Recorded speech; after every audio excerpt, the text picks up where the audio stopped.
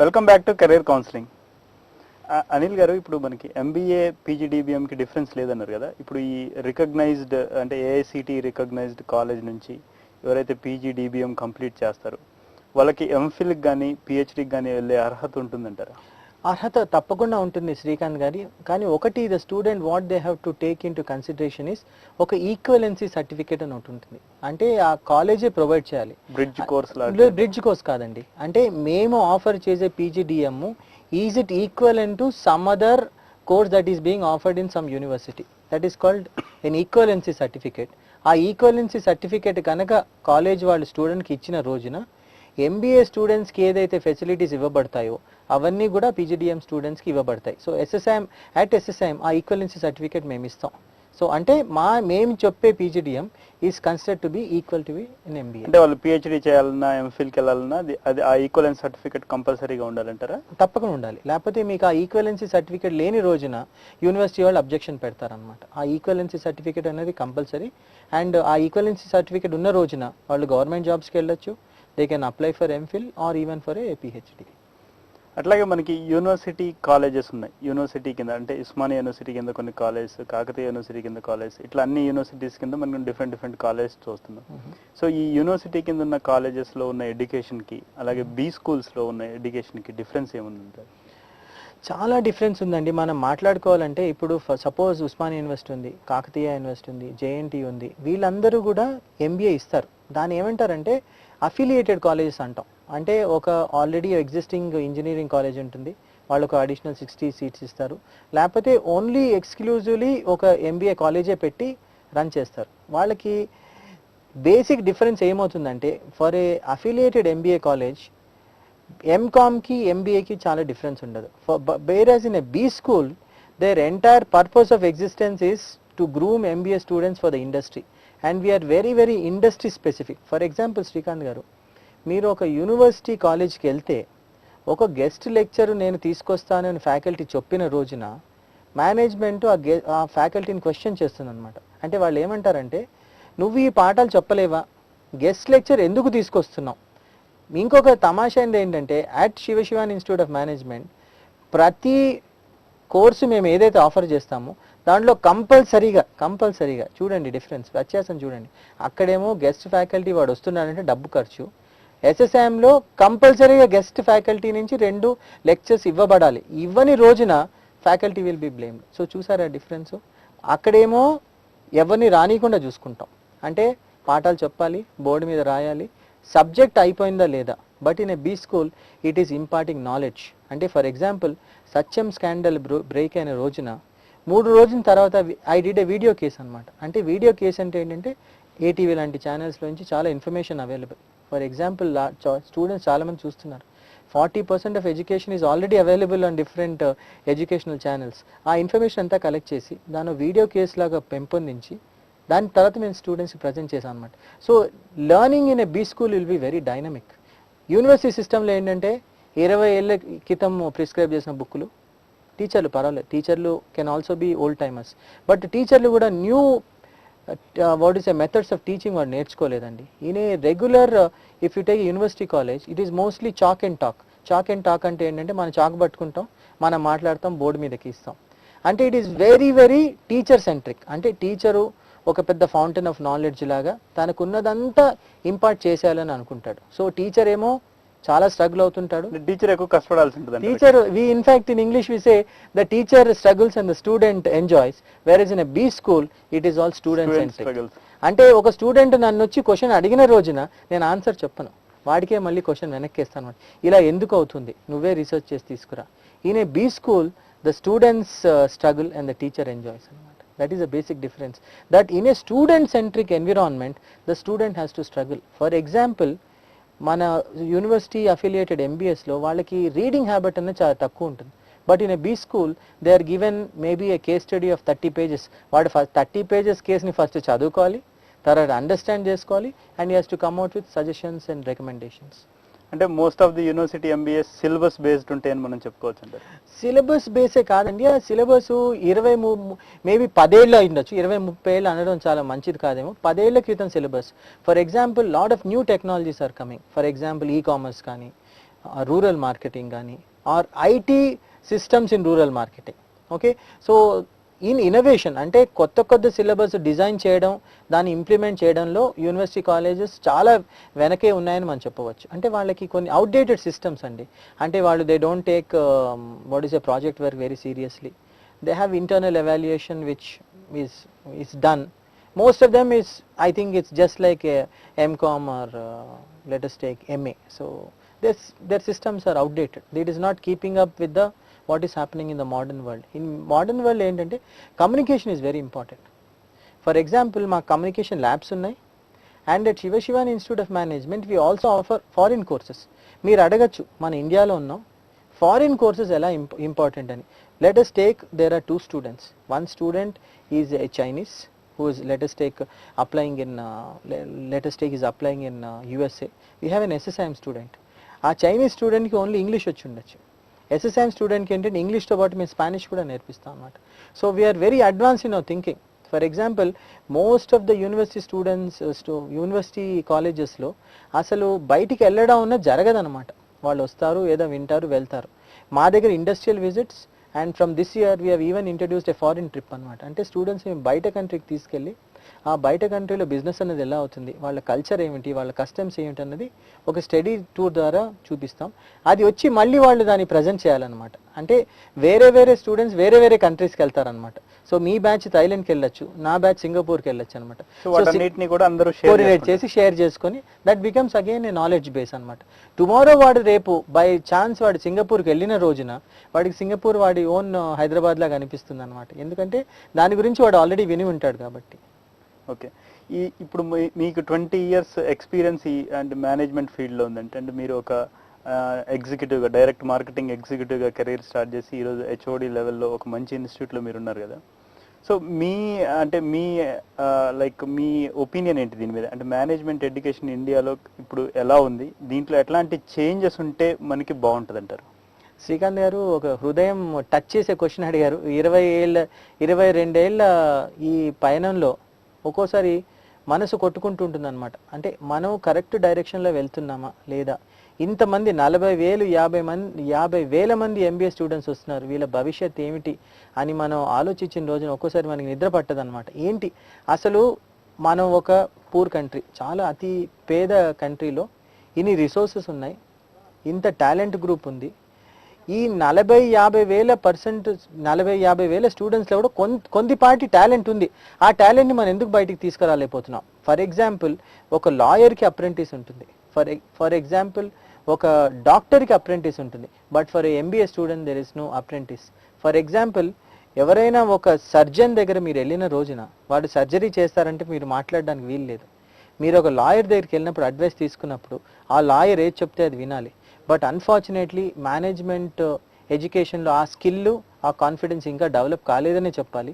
మీ దగ్గర చాలా కన్సల్టెంట్స్ ఉన్నారు, ఆ కన్సల్టెన్సీస్లో మనం కావాల్సినంత స్పెషలైజేషన్ రాలేదు, ఎక్స్పర్టైజ్ కూడా రాలేదు. సో మీరు అన్న విధంగా ప్రాక్టికల్ లెర్నింగ్ అనేది వెరీ ఇంపార్టెంట్ అండి.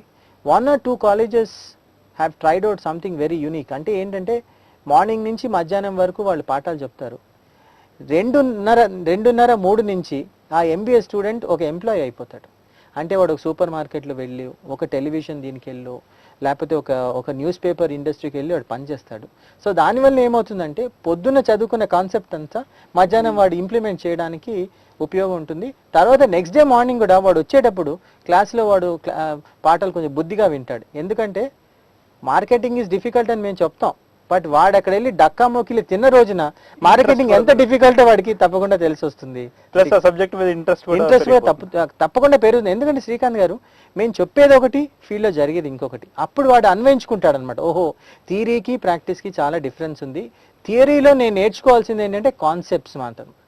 It is not about bookish knowledge, ఇది బై హార్ట్ చేయడం కాదు. కాన్సెప్ట్స్ నేర్చుకున్న రోజున ఆ కాన్సెప్ట్ని నేను రియల్ లైఫ్లో ఎలా అప్లై చేస్తాను అని వాడు తెలుసుకున్న రోజున ప్రతి ఆంధ్రప్రదేశ్ స్టూడెంట్లో కూడా ఒక బిల్ గేట్స్ దాగి ఉన్నాడు. దాన్ని ఎలా మనం బయటికి తీసుకురావాలన్నది అందరిలో బాధ్యత ఉంది. నాలో బాధ్యత ఉంది, మీలో ఉంది, ఈ గవర్నమెంట్ మీద ఉంది, ఇన్స్టిట్యూట్ మీద ఉంది, మన అందరి బాధ్యత ఉంది. సో అంత బ్లేమ్ మన స్టూడెంట్స్ మీద షిఫ్ట్ చేయడం అంత మంచిది కాదు. స్టూడెంట్స్లో తప్పకుండా ఉంది. అంటే వాళ్ళు ఏమనుకుంటున్నారంటే MBA 3 అక్షరాలు అనుకుంటున్నారు, కానీ దాంట్లో ఉన్న పవరు, దాంట్లో ఉన్న సిగ్నిఫికెన్స్ వాళ్ళు కనుక్కోలేకపోతున్నారు. స్టూడెంట్స్ ఒకటే శ్రీకాంత్ గారు గుర్తుపెట్టుకోవాలి. ఫర్ ఎగ్జాంపుల్ ముంబైలో డబ్బా వాలస్ అని ఉన్నారు.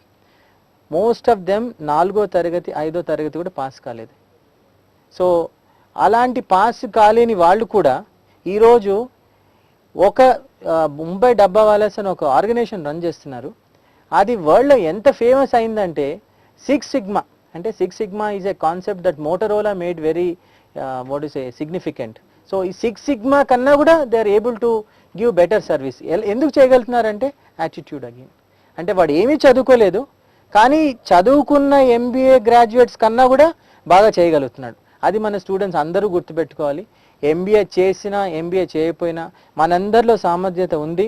మనందరిలో ఒక బిల్ గేట్స్ లేకపోతే ఒక ఇండస్ట్రియలిస్ట్ దాగి ఉన్నాడు. దాన్ని ఎలా బయటికి తీసుకురావాలన్నది వాళ్ళ మీద ఆధారపడి ఉంటుంది. ఓకే అండి.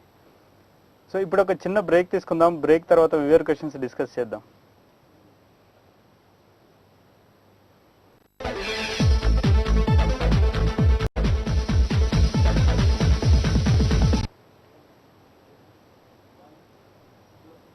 Welcome back to career counselling. Anil గారు, మనకి వ్యూవర్స్ నుంచి కొన్ని క్వశ్చన్స్ వచ్చాయండి, వాటిని చూద్దాం. మనకి విజయ్ రాశారండి ఫస్ట్ క్వశ్చన్. నేను బీఎస్సీ కంప్యూటర్స్ చేశాను కానీ నాకు మార్కెటింగ్ ఫీల్డ్ అంటే చాలా ఇష్టం. ఇప్పుడు నేను ఎంబీఏ చేయాలనుకుంటున్నాను.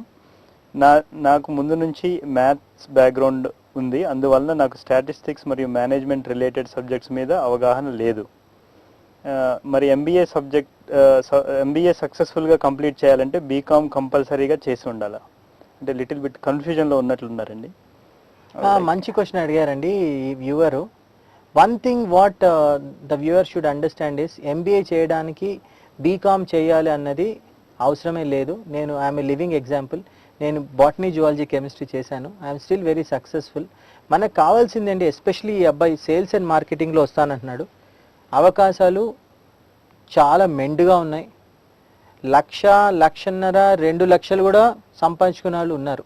Sales is the only field wear మనకి ప్రతిభ కనిపిస్తే sky is the limit. So please come. Only thing మనం ఈ అబ్బాయి గుర్తుపెట్టుకోవాల్సింది ఏంటంటే, selling is one field which is hard. ఇనీషియల్గా చాలా కష్టపడాల్సి ఉంటుంది. ఫస్ట్ చాలా డక్క మొక్కిలు తినాల్సి ఉంటుంది. ఒక్కసారి ఆయనకి సేల్స్ అనేది అండర్స్టాండ్ అయిన రోజున తప్పకుండా పైకి వస్తారు. బీఎస్సీ కంప్యూటర్స్ అంటున్నారు, definitely will be a very big success. బాగా చదవండి, మంచి ఎంట్రన్స్ ఎగ్జామ్ తీసుకున్న రోజున. అంటే ఈ బీఎస్సీ కంప్యూటర్ బ్యాక్గ్రౌండ్ ఏదైతే ఉంటుందో అది మార్కెటింగ్లో ఎలా ఉపయోగపడుతుంది అంటే for example if you take Microsoft అనుకోండి, విప్రో అనుకోండి, ఐటీ ఇండస్ట్రీలో మార్కెటింగ్ ఆఫ్ ప్రోడక్ట్స్ చాలా ఉంటాయి. అది కాకుండా most of management is analytical skills అండి.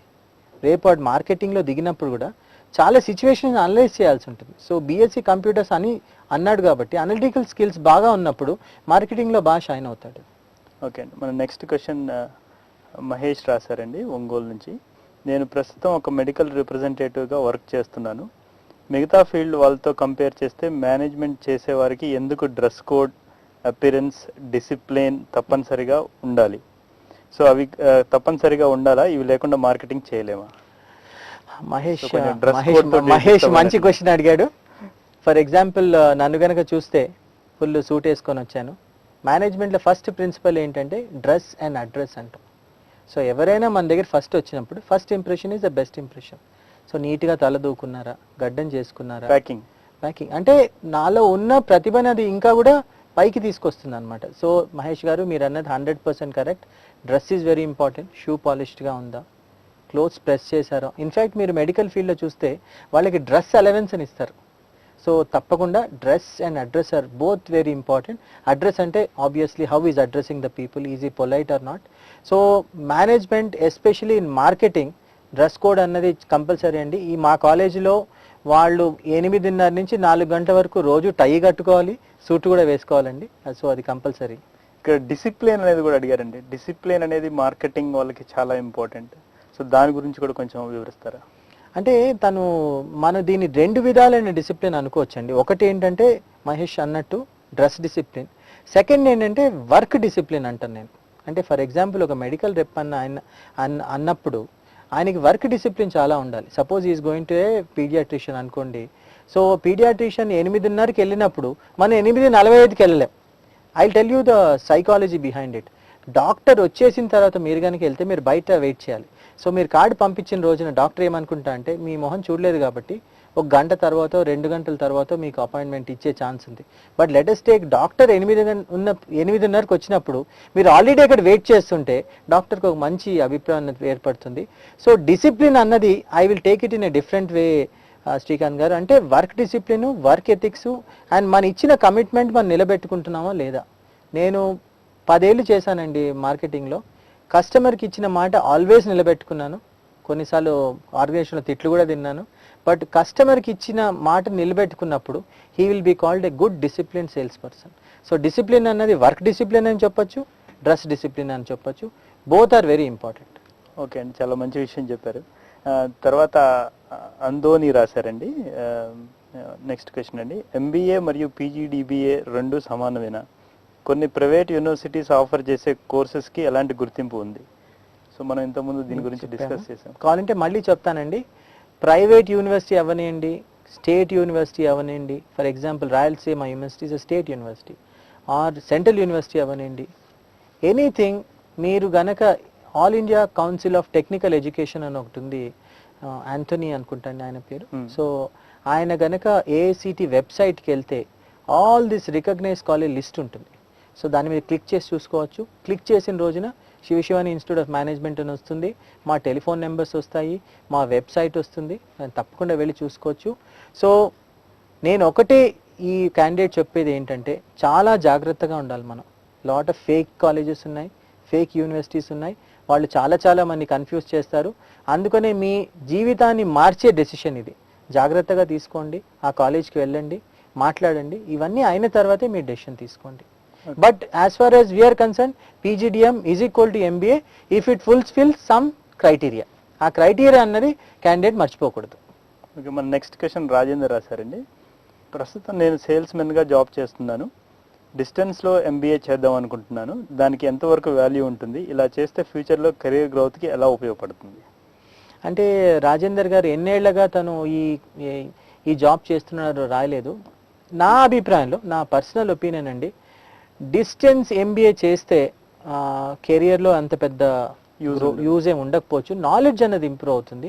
రేపు ఒకవేళ రాజేందర్ తన ఇండస్ట్రీ కానీ ఏమైనా పెట్టుకోవాలనుకున్నప్పుడు, డిస్ట్రిబ్యూషన్ కానీ ఏదైనా తీసుకోవాలనుకున్నప్పుడు, అంటే ఇఫ్ ఈ wants to become a entrepreneur, అంటే తనుగా ఏదైనా వ్యాపారం పెట్టుకోవాలనుకున్నప్పుడు ఆ నాలెడ్జ్ పనికొస్తుంది. కానీ for job promotions and all distance education అంత ఉపయోగం ఉండకపోవచ్చేమో అని నా పర్సనల్ జనరల్ గా చాలా కంపెనీస్ కూడా డిస్టెన్స్ ఎంబీఏ అని కన్సిడర్ చేయవని కూడా వింటున్నామండి. అవునండి, ఎందుకంటే ఇప్పుడు ఎంబీఏ అన్నదే it has to be live.